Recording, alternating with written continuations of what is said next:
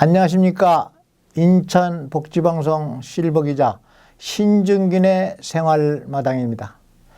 진흙 속 금도 금은 금이다 라는 제목을 가지고 몇 말씀 드립니다.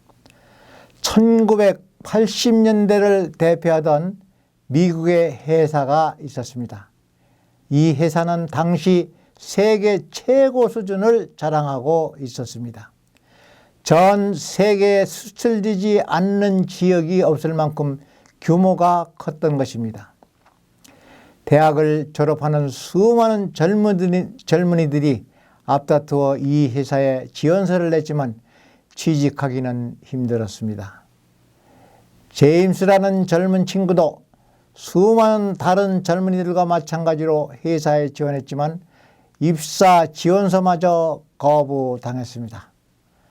사실 매년 신입사원을 뽑는다는 회사 측의 모집 광고는 유명무실한 것이었습니다.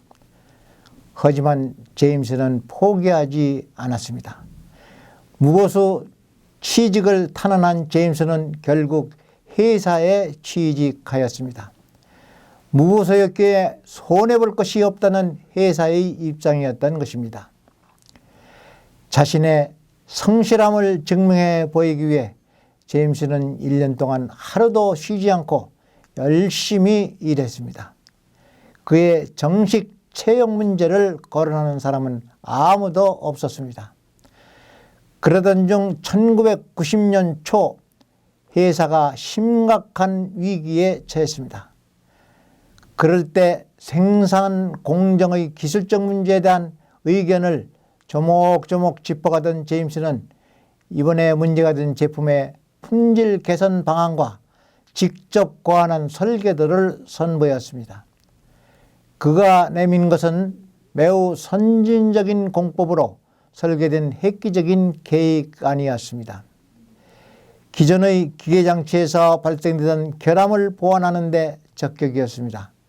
사장 및 이사에는 정식 사원도 아닌 사람이 어떻게 이런 놀랄만한 해결책을 제시할 수 있었는지 궁금하지 않을 수 없었습니다.